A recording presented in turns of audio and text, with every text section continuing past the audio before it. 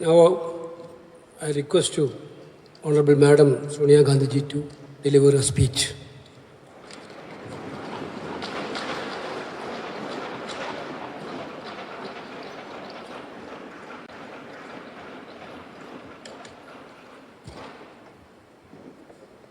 Congress President, Mallikarjun ji, Rahul, Venugopal ji, Pramod Tiwari ji, Gaurav Gogoi ji, K. Suresh ji, members of Parliament, friends. I am deeply conscious of the great responsibility all of you have placed on me yet again. Thank you. Let me, first of all, greet and congratulate all the newly elected Lok Sabha members of Parliament. You have fought a tough election under the most challenging of circumstances. You have surmounted many obstacles and campaigned so very effectively.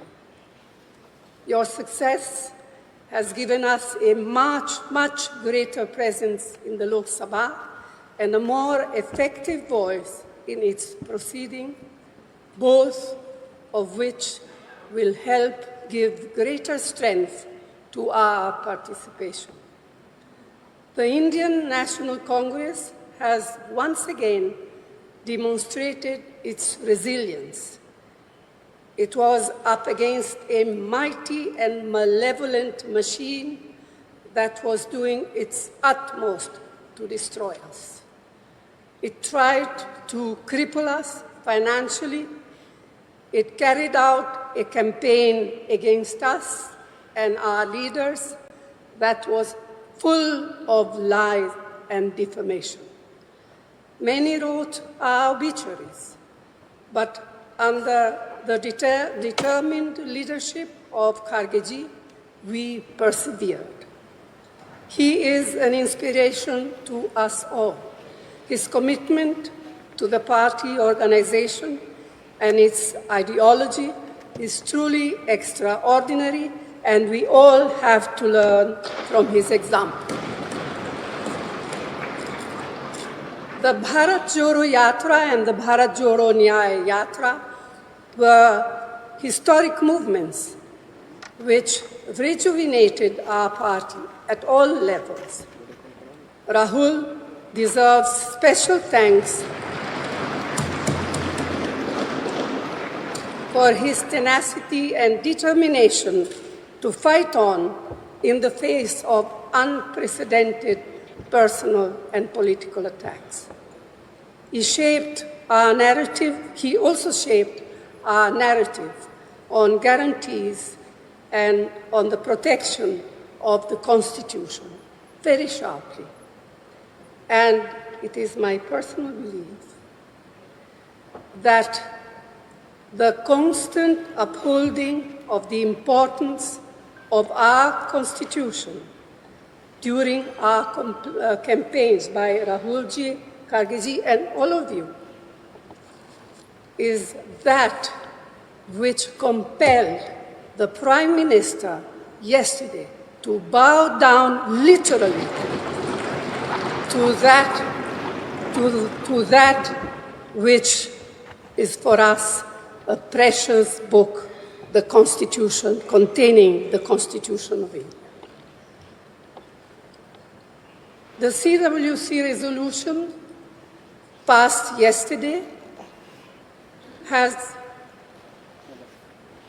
not earlier today, sorry, there's a mistake here, has also thanked all of you, all of our colleagues and workers across the country who worked, and they too worked very hard and so very diligently for our success.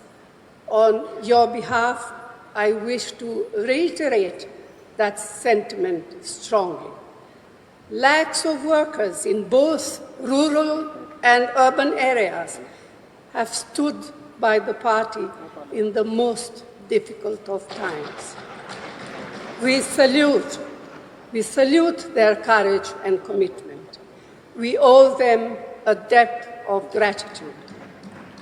Ours has also been a campaign where we have functioned truly as a collective. To those of our colleagues who contested the election but lost, I extend our full support and tell them that they fought valiantly and did our party proud. Our numbers in Parliament have increased significantly. Not only is the Indian National Congress a large contingent in the Lok Sabha, but we are bolstered by the strength of our India partners, some of whom have themselves come back impressively.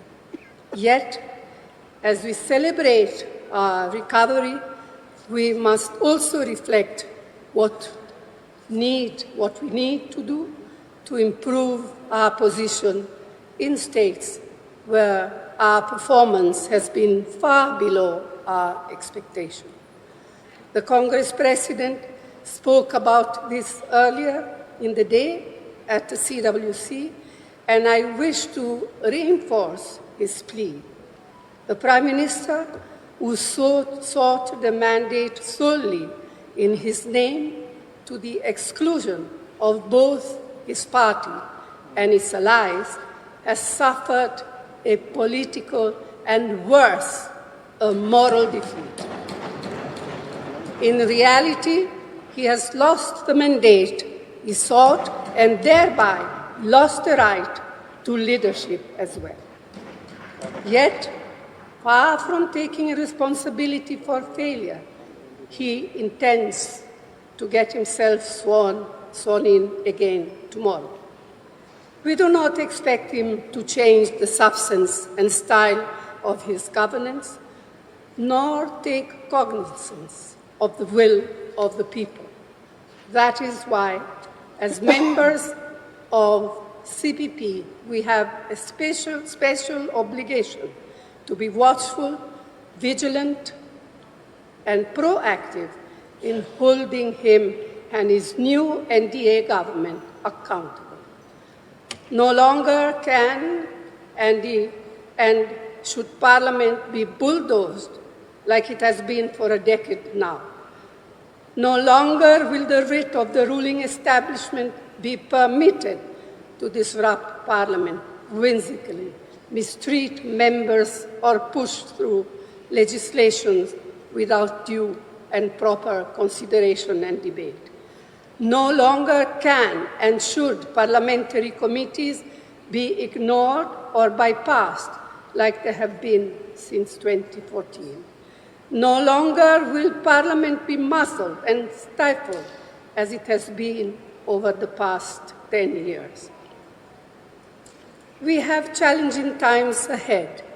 We have to be alert, prevent any attempt to increase polarization and erosion of secular and democratic values. So this is a renewed opportunity for us as a party that established parliamentary democracy in our country to bring parliamentary politics back on track to where they legitimately belong. In this election, the people have voted decisively to reject the politics of divisiveness and authoritarianism. They have voted to strengthen parliamentary politics and safeguard our Constitution. They have voted for the agenda of economic and social justice. That indeed should continue to be our objective and guide. Friends, this is a very emotional moment for me, for us all, especially the newly elected members of Parliament. All I have to say is that I have received so much love and affection from you. So let me close by the assurance to you all that I will do my best and more to fulfill the trust and confidence you have continued to place on me. Thank you. Jai Hind.